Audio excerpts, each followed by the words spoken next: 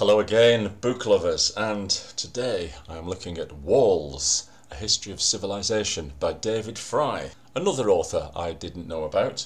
He is a historian, American, but also archaeologist. And he had the bright idea of skimming through human history from the perspective of walls, as in real mud or brick and mortar walls. Now immediately you will think, of course, he covers the Great Wall of China. Hadrian's Wall between England and Scotland, possibly the Antonine Wall, is also familiar to us.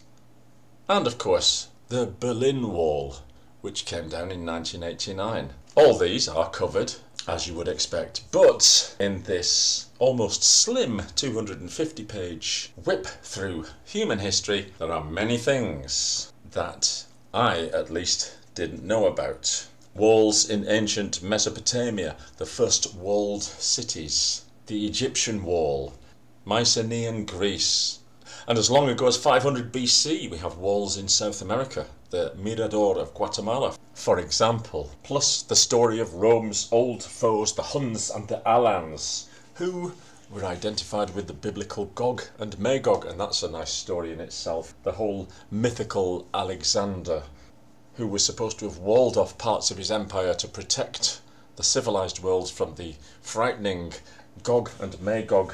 And this is a strange one. In Genesis, we get Gog from Magog, whoever he, that, she or they was or were, which became, by the time they popped up again in Ezekiel, as Gog and Magog. In the 1st century, Josephus tells us that the Magogites were probably the Scythians, which was the way the Greeks described the horsemen of the steppe. All of which became crystallized into the idea that, and we can read this in the Quran, Dul Karnain, the two-horned one, builds an iron barrier against Yajuj and Majuj, which is Gog and Magog. Genies and spirits assist Alexander in constructing the huge iron wall which he builds between two mountains. Many candidates have been proposed for what the reality is behind this legend, but there it is, the fascinating story. So, the interesting things in this book are manifold. One is that the stories we're told of our famous walls, Hadrian's Wall, the Chinese Wall, the Maginot Line, are given a new spin and, as often in these history books, are debunked. So there's plenty of history in here. I will mention Shah Shapur II, known as the Wall Builder, around about the same time as Roman Emperor Diocletian.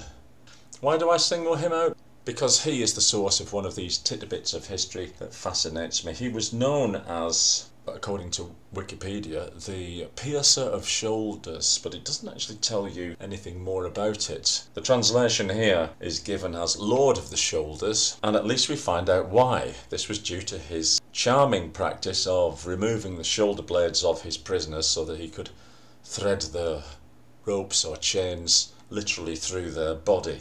Oh yes, we're dealing with these kinds of people, whether they're wall builders or the Mongol hordes on the steppes. And the thread running through this book is the tension between the walled and the unwalled. It's hard to realise now that the first walled cities, although they were able to wean the menfolk off constant warfare and into more agricultural pursuits, and although they would give rise to more equality between people after many, many millennia, and the great arts such as philosophy, music, poetry, etc. The perspective from outside the walls were that these were a bunch of sissies. As the saying that we see regurgitated in internet comments sections time and again has it, hard times create hard men create good times create soft men create hard times, and the circle begins again.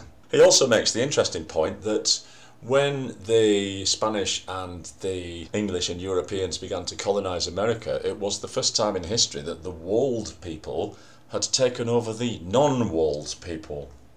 Unwalled cities are given a mention in the Bible, in Ezekiel, for example, and of course the Spartans were famous for not needing walls. So there's this tension between what we would regard as the primitive savage, warring their way through life, living off war in many occasions, and the ivory towers within which we have all, I say we have all, people listening to this probably, I doubt you, Berber or Mongol, have been born and brought up. Another of the great bones of history on which we chew is just what were these ancient civilizations like?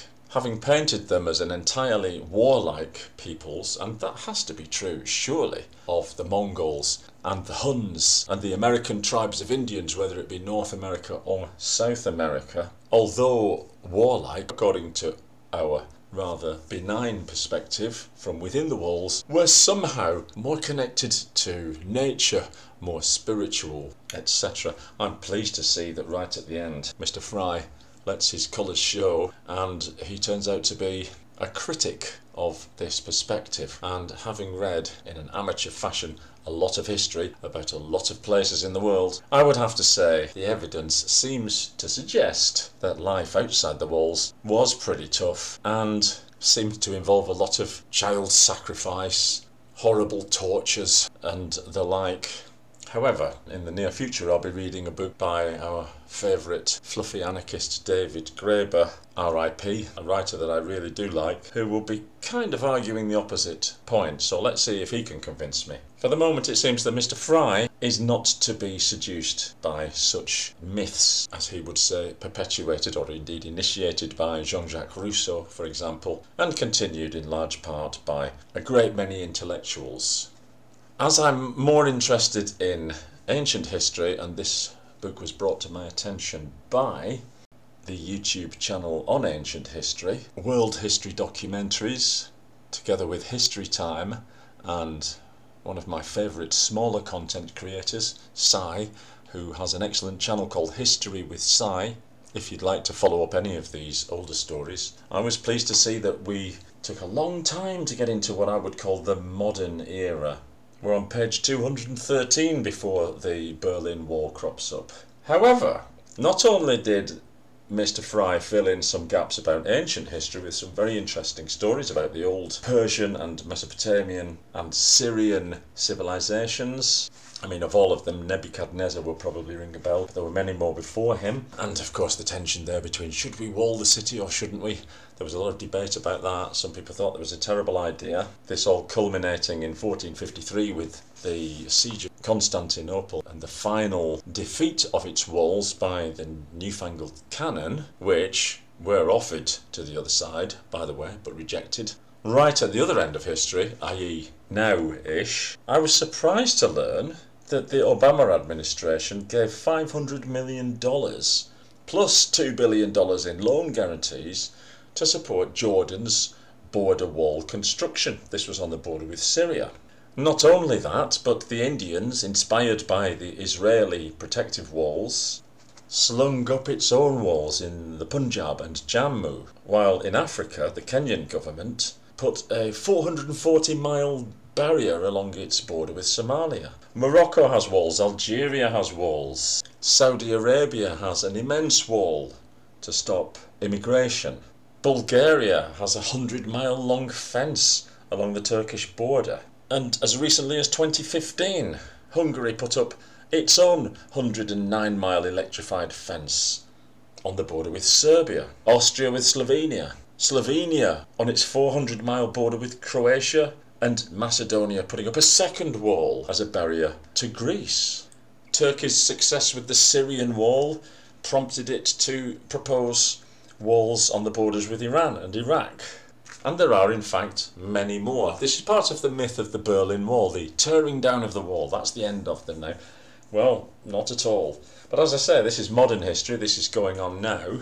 And I was pleased to see Mr. Frye being, in my opinion, even-handed with politics. Of course, even-handed often means something I agree with personally.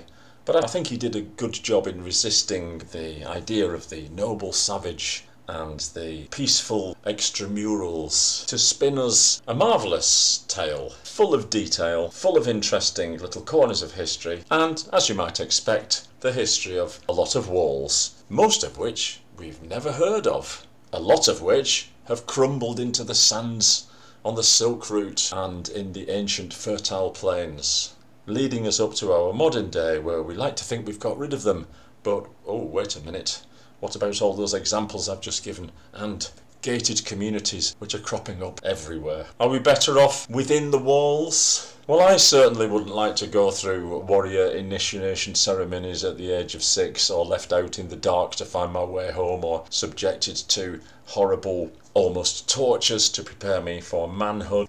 And forget gender theory, we mean manhood here.